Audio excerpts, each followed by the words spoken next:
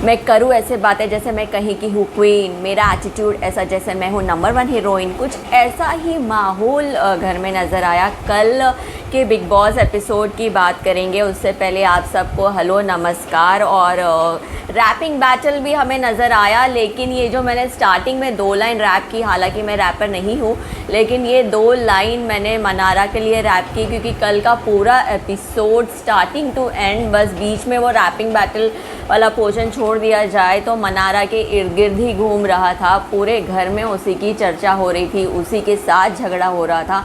परसों मनारा और अंकिता के बीच जो भी बच्ची वाले शब्द को लेकर झगड़ा हुआ वो कल तक कंटिन्यू था, और वो झगड़ा फिर मनारा और खानज़ादी के बीच का झगड़ा बन गया। उसके बाद मनारा ने मतलब खानज़ादी उस वक्त सही थी क्योंकि मनारा ही गलत थी, मनारा ने ही खानज़ादी को नाराज़ किया, क्योंकि दोस्ती में जब आप दूसरों की गलतियां बताने का हक़ रखते हो तो ख़ुद की भी गलतियां सुनने की हिम्मत होनी चाहिए। तो वहीं अंकिता ने खानज़ादी को आइडिया दिया कि उसको जलाने के लिए तो मेरे साथ क्लोज़ रहे, मेरे से बातें कर, तो उसका अपने आप उसकी जल पड़ेगी। और इसी चक्कर में खानज़ादी और अंकिता क्लोज़ आए, बातें करने लगे, तो वहाँ मनारा आ गई और मनारा ने खानज़ादी से बात करने की रिक्वेस्ट की। लेकिन उस वक्त खानज़ादी बात करने के मूड में नहीं थी, क्योंकि जब खानज़ादी मनारा के पास गई थी तो मनारा ने भी खानज़ादी के साथ ऐसे ही किया था। इस चीज़ का मनारा को काफ़ी बुरा लगा। उसके बाद खानज़ादी से हटके मनारा का वापस से एंगल अंकिता पे शिफ्ट हो गया, अंकिता के साथ बहस होने लग गई।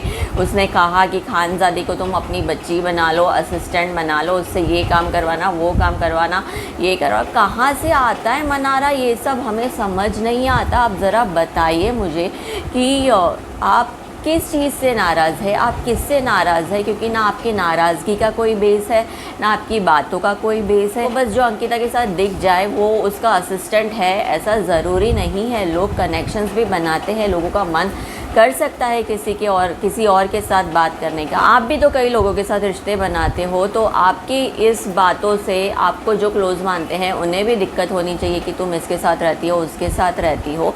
लेकिन कल के पूरे मुद्दे में ये 2 चीज़ हाईलाइट मुझे नज़र आई। जो मनारा का झगड़ा चल रहा था उसमें तो पूरे घर वाले मुनावर को मनारा के साथ टीज़ करते नज़र आए। सारे घर वालों को लगता है कि मुनावर मनारा को पसंद करता है, इसके लिए उसके आगे पीछे भागता है, इसीलिए उसे मनारा की गलतियां नहीं दिखती है।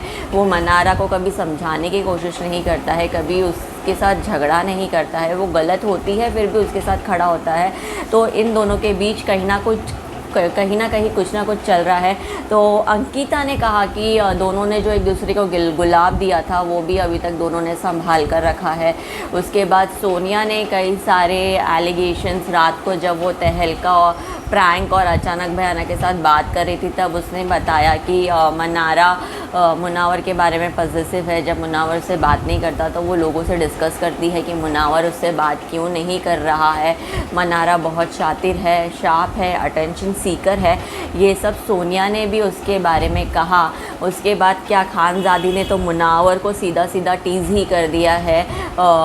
मनारा और मुनावर का मिलाकर हैशटैग मुनारा कर दिया और वो काफ़ी देर तक उसे चिढ़ाती रही। लेकिन इस बात को मुनावर ने भी डिनाई किया है। लेकिन कब तक डिनाई कर पाते हैं या अपने दिल की सच्ची फीलिंग्स मुनावर इस शो में ही बयां करेंगे, ये देखना दिलचस्प होगा। लेकिन बहती गंगा में हाथ धोने वाला काम हमें यूके राइडर 07 ज़रूर करते नज़र आए, क्योंकि वो जहां उन्हें मौका मिलता वो लोगों से बातें सुनकर आते और मनारा को फिर तीली लगाना शुरू करते और भड़काना शुरू करते।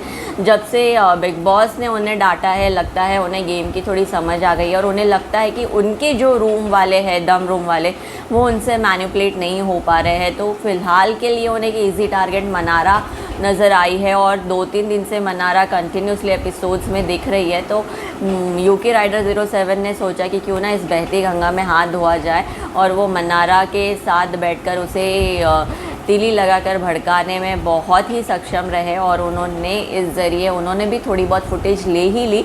फुटेज की बात करें तो हमें नील और ऐश्वर्या कल पूरे शो में कहीं नहीं नज़र आए।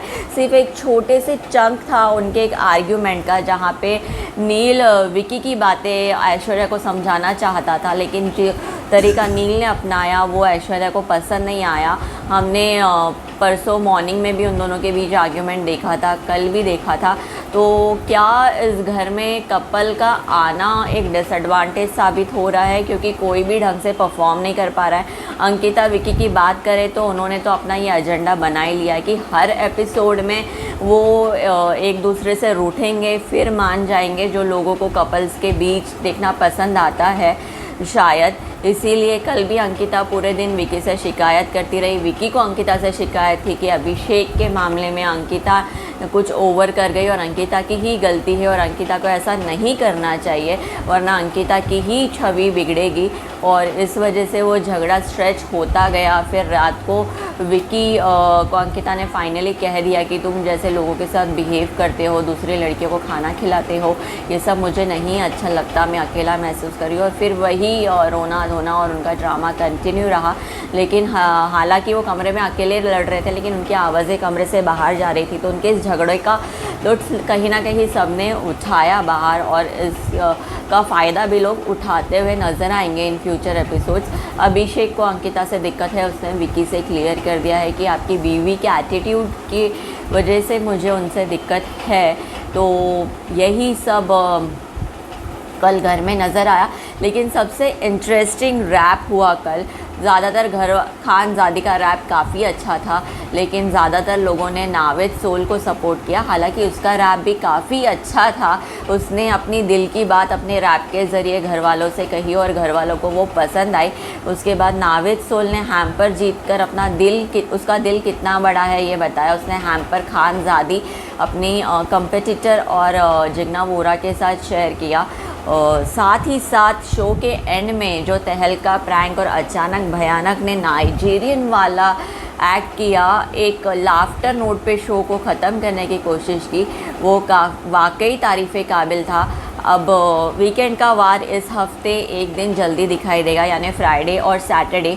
इस बार डबल एविक्शन के भी चांसेस है, क्योंकि शो इतना अच्छा नहीं कर रहा है। तो जो ऑलरेडी है उन्हें कम करने की ज़रूरत है और नया तड़का लाने की ज़रूरत है।